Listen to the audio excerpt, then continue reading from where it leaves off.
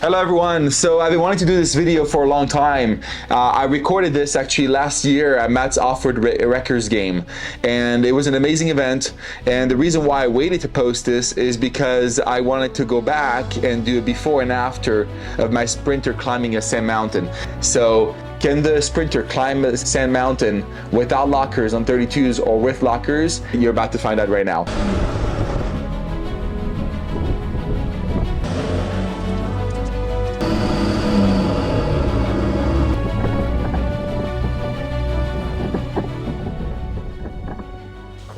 I arrived fairly late at night. By the way, I'm sponsored by Baja, but I've owned Baja lights way before I received any sponsorship. All these lights right here that you see on video I've paid for. Everything that's from Agile to the suspension, everything else I paid with my own dime. The only thing that was sponsored was the locker, and I'm glad they did, and this is an honest review of me using the locker. So there are rocks, as you can tell, this is just one obstacle. I don't know if these are 37 or 40s. They look like 37s, and it's massively lifted, and it's for any real locker, and it almost didn't make it at top. So here's the sand that's going up. You can see this is a 4Runner TRG Sport, so it doesn't have a real locking differential. Only the TRD Offroad has it, and it has these bigger rims, and they didn't deflate and they got stuck. So people underestimate how important it is to deflate your tires. It's free and it's simple. It just requires a compressor airbag. Don't believe me? Let's see what Matt has to say. For those of you that are planning to come out to this event, you are going to want to know a couple things about driving on our sand. You are going to want to let a lot of air out of your tires if you're going to be driving through this stuff. Also, anticipate your stops. You don't pull up fast and jam on the brakes. You want to be slightly downhill and roll to a gentle stop. That way you can get going again. That's pretty much all the advice I have. It's going to be a fun time. Can't wait to meet you. Okay, can't wait to go. You heard it from the pro. And that is just so important. I mean, most people just don't want to deal with it. So if your vehicle is fairly light and you have obviously 40-inch tires, and then you may not need to deflate. But if you have something heavy, there's no way around it. And I'm going to show you in a few seconds. You'll see an F-150 with a nice camper with both locking differentials that couldn't make it. So that's what I love about my van, is that once I get to the top, I have a toilet to sink and everything else. So look at this F-150 right here. So this F-150, when I just activated front locking differentials, you can tell that both wheels are spinning at the same speed in the front. It has a 50-50 ratio transfer case. It's not an all-wheel drive. It has AT tires. The rear lockers are probably engaged too. And it's stuck, and it cannot make it to the top just because the tires are too inflated and it's heavy. So never underestimate the power of deflating your tires. I cannot repeat it enough. So here at the event, you can see all the people down on the hills. Like, I mean, it was wild how many people were there. Some people have really cool build. This is a classic Bronco. It makes me want to buy one of the new Broncos, for that matter, the two-door. Look how cool these things look. So are you ready, guys? You're about to find out how easy it was for the sprinter to climb on 32s. So the sand was still soft. It's not summer. Obviously summer dry softness. It's not as fine as it is in the summer. But the sand was I was still sinking quite a bit. You'll see, like, I'm gonna sink in all the way to the differential, and I probably sank it probably a foot a few times into the sand. So you'll see on the video. So climb to this is the first section, the first stop. I was able to make it to the top of that first section. So that was already a big feat. I was really pumped about this. And then I decided, you know what, I'm going to try to go to the second section, which is almost the highest spot around. But that's when things got a little bit more tricky. Because as you climb more to the top, the sand was a lot softer, and the hill, like, there's some steep sections. And as you can tell now that I'm losing momentum. The 4HTS is compensating, but it's not meant for that kind of environment. And little by little, boom, boom, boom, boom, I'm sinking down and I'm stuck. And you always want to stop. As soon as you start feeling you're sinking down, you want to stop for two reasons. One, because you don't want to get fully stuck to the frame, but also because it's really bad for the drivetrain to be under that much stress. And look at how deep the wheel is buried in the sand. Like the wheel on the downhill, like the rear wheel and the front too. It's almost to the hub. Yeah, so I'm spinning around. I stopped and I was able to turn around. That's what I love about the low roof too, is that I'm not as top heavy as some of the sprinters. I don't have as much weight. I don't have a big rack with a lot of boxes on the top. So I'm not as worried about tipping over as some of the vehicles. So I'm going back down, I'm getting more momentum here. I have this little spot that's somewhat flat. And so I'm gonna stop there, wait for a few vehicles to come down, and then I'm back on it. Okay, look at when I'm stopping, look how much I'm tilting, and look how much I'm sinking. It really doesn't do justice. It really looks flat from the drone perspective because you're from the top and it kind of flattens out everything, but it's pretty steep. You can tell all the vehicles around me. There's not a single vehicle that's all-wheel drive. There's not a Subaru or another Sprinter around me. So here I was, momentum, push the gas, didn't stop, and I finally made it a little bit, struggled to start digging a little bit. I thought I was not going to make it for a second, but I was able to get some traction and not fully stop. And the Sprinter really loves momentum. That's where the 4ETS really works. As soon as you fully stop, you're fully stuck, the 4ETS won't help you. And actually the computer will shut down all the power to the wheels, and so you're pressing the gas and nothing is happening. And so you definitely want to come to a full stop with the Sprinter in a tricky situation. You want to keep that momentum, and that's even with the locker, that's kind of true. The main adventure of the locker though, oh look, so here I climbed, and I'm pretty much at the top here. There's a little hill, like there's a little ride that I got stuck into, and I'll end up turning around a little bit and get a momentum, but I'm pretty much at the top here. But look how deep I am. So right now my rear differential is actually in the sand, and I'm actually pushing my rear differential into the sand. So this is on the hillside, not the. So you can see I'm sliding, just trying to turn, and my rear differential is actually sinking all the way to the diff. So here I am. I made it to the top, guys. So you can see it took a few tries. The drone battery died at one point, so I was able to capture like when I did the last little spot here at the end.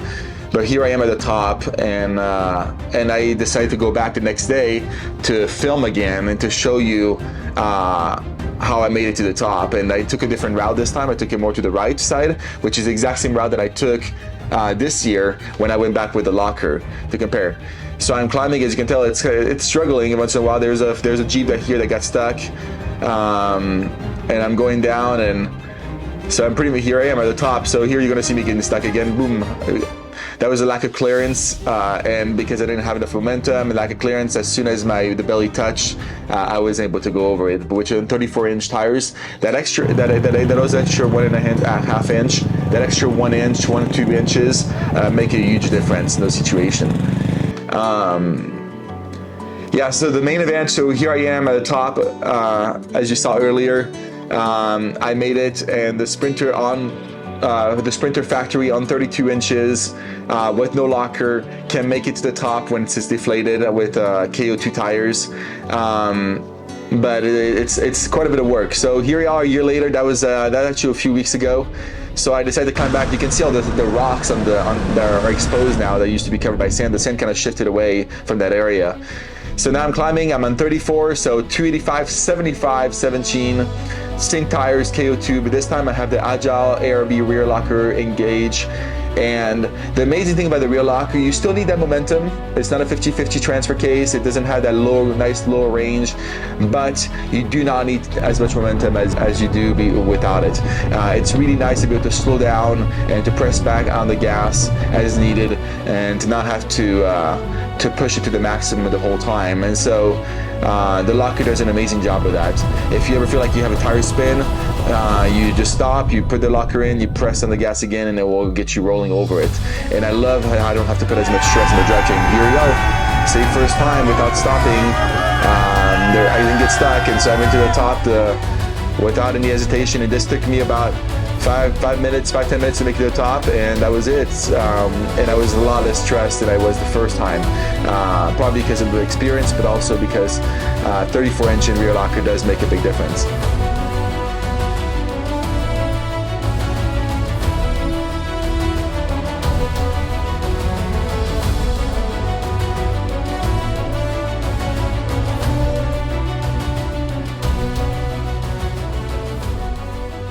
So I want to show you some footage from the event. This was the first game. So the first part of the event was all these competitions. They call them competitions, but really it's more participation and see who can do it best. And the points don't really matter as much. If you want to see more of what this event was all about, here's a few more videos.